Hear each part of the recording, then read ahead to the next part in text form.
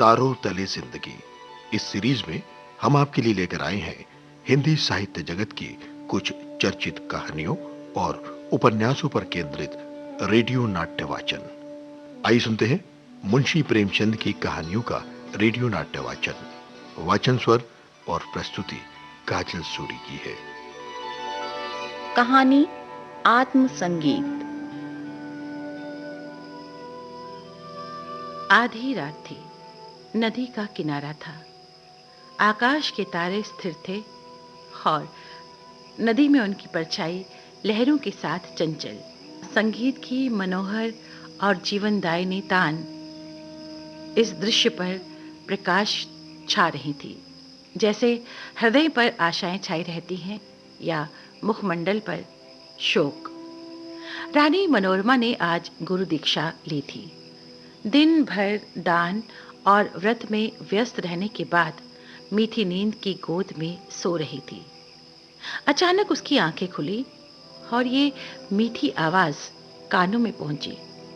वो व्याकुल हो गई, जैसे दीपक को देखकर पतंग। वह अधीर हो गई। वह उठी, द्वारपालों और चौकीदारों की नजरें बचाती हुई राजमहल से बाहर निकल गई।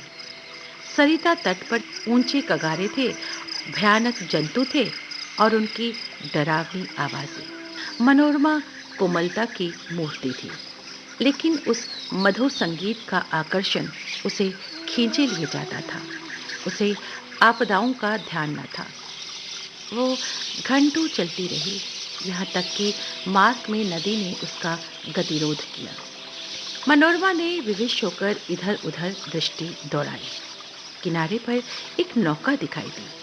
निकट जाकर बोली, माझी, मैं उस पार जाऊंगी। इस मनोहर राग ने मुझे व्याकुल कर दिया है।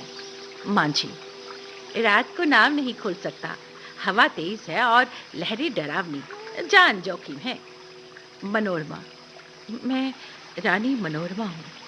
नाव खोल दो, मुंह मांगी मजदूरी दूंगी। माझी, तब तो नाव किसी तरह नहीं खोल सकता। रानियों का इसमें निभा नहीं। मनोरमा, चौधरी, तेरे पांव पड़ती हूँ, शीघ्र नाव खोल दे, मेरे प्राण खींचे जाते हैं। माझी, क्या इनाम मिलेगा? मनोरमा, जो तू मांगे। माझी, आप ही कह दीजिए, गवार क्या जानूं कि रानियों से क्या चीज मांगनी चाहिए। कहीं कोई ऐसी चीज ना मांग बैठूं जो आपकी प्रतिष्ठा के खिलाफ हो। मनोरमा, मेरा ये हार बहुत ही मूल्यवान है, मैं तुम्हें ये देती हूँ। मनोरमा ने गले से हार निकाला। अचानक मनोरमा को ऐसा लगा जैसे संगीत की ध्वनि और निकट हो गई हो। कोई ज्ञानी पुरुष आत्मानंद के आवेश में उस सरिता तट पर बैठा हुआ उस खामोश निशा को संगीतपूर्ण कर रहा है। रानी का हृदय उछलने लगा। कितना मधुर राग है। उसने अधीर होकर कहा, माझी, अब देर न कर, नाव खोल, मैं एक पल भी धीरज नहीं रख सकती। माझी, इस हार को लेकर मैं क्या करूंगा? मनोरमा, सच्चे मोती हैं। माझी, ये और भी विपत्ति है।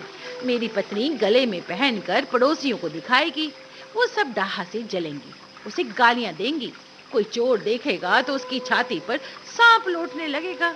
मेरी सुनसान झोपड़ी पर दिन दहाड़े डाका पड़ जाएगा। लोग चोरी का अपराध लगाएंगे। नहीं नहीं, मुझे ये हार नहीं चाहिए। मनोरमा, तो जो कुछ तू मांग मैं तुझे वही दूंगी, लेकिन तू देर ना कर। मुझ में अब धैर्य नहीं है, प्रतीक्षा करने की तनिक भी शक्ति नहीं है। इस राग की एक एक तान मेरी मेरी आत्मा को तड़पा देती है। माझी, इससे भी अच्छी कोई चीज दीजिए। मनोरमा, तू मुझे बातों में लगाए रखना चाहता है। मैं जो तुझे देती हूँ वो तू लेता नहीं, खुद कुछ मांगता नहीं। तुझे क्या मालूम मेरे मेरे हृदय की इस समय क्या दशा हो रही है। माझी, और क्या दीजिएगा? मनोरमा, मेरे पास और बहुमूल्य वस्तु इस वक्त नहीं है, लेकिन तू अभी नाव खोल, मैं तुझसे प्रतिज्ञा करती हूँ कि तुझे अपना महल दे दूंगी, जिसे देखने के लिए कदाचित तू भी कभी गया हो। तूने देखा होगा कि मेरा महल कितना खूबसूरत है। माझी हंसकर, उस महल में रहकर मुझे क्या आनंद मिलेगा? उल्टे मेरे भाई बंधु शत्रु हो जाएंगे। इस नौका पर अंधेरी रात में भी मुझे डर नहीं लगता। आंधी चलती रहती है और मैं इस पर पड़ा रहता हूँ, किंतु वो महल तो दिन में ही फाड़ खाएगा। मेरे घर के आदमी तो उसके एक कोने में समा जाएंगे। और आदमी कहाँ से लाऊंगा? मेरे पास तो नौकर चाकर कहाँ, इतना माल असबाब भी कहाँ है। महल की सफाई और मरम्मत कहाँ से करवाऊंगा? मनोरमा को लगा कि संगीत नजदीक आता जा रहा है। उसकी सुंदरता और आनंद और अधिक प्रखर हो गया। मनोरमा ने व्याकुल होकर कहा, आह, तो फिर अपने मुंह से क्यों नहीं मांगता? कितना विरागजनक राग है। मैं उस संगीत के लिए बहुत व्याकुल हूँ। उस संगीत में कोयल किसी मस्ती है, पपीहे किसी वेदना है। इसमें झरनों का सा जोर है, आंधी का सा बल है। इसमें सब कुछ है। माझी, अब एक पल का भी विलंब मेरे लिए मौत के समान है। शीघ्र नौका खोल। जिस फूल की ये सुगंध है, जिस दीपक की ये दीप्ति है, मुझे उस तक पहुंचा दो। मुझे लगता है कि संगीत का रचयिता कहीं निकट ही बैठा हुआ है, बहुत निकट। माझी, आपका महल मेरे काम का नहीं, मेरी झोंपड़ी उससे कहीं सुहावनी है। मनोरमा, तो अब मैं तुझे क्या दूं? ये संगीत नहीं, इस विशाल क्षेत्र की पवित्रता है। नौका खोल। मैं जब तक जीऊंगी तेरी सेवा करूंगी, तेरे लिए पानी भरूंगी, तेरे सारे काम करूंगी। मेरे पास अगर 100 जानें होती तो मैं इस संगीत के लिए अर्पण करती। ईश्वर के लिए मुझे निराश ना कर। ले, मेरा ये सर अब तेरे चरणों में है। ये कहते कहते मनोरमा पगली सी अवस्था में माझी के निकट जाकर उसके पैरों पर गिर पड़ी। उसे ऐसा लगा मानो वो संगीत आत्मा पर ज्योति बरसाता हुआ उसकी तरफ आ रहा है। वो मस्त होकर झूमने लगी। उसे ऐसा लगा जैसे वो हवा में उड़ी जाती है। अब वही मस्ताना संगीत, वही मनोहर राग उसके मुंह से निकलने लगा। वही अमृत की बूंदें उसके अधरों से टपकने लगी। वो खुद इस संगीत की स्रोत थी। मनोरमा का मुख चंद्रमा की तरह प्रकाशमान हो गया और आंखों से प्रेम की किरणें निकलने लगी। कहानी आत्म संगीत।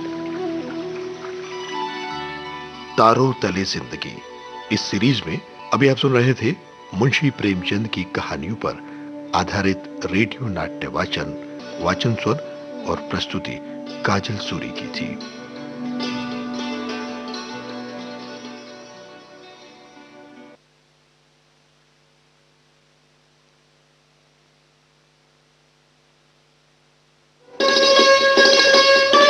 आप सुन रहे हैं देश की सुरीली धड़कन विविध भारती और ये है गोल्डन आवर्स।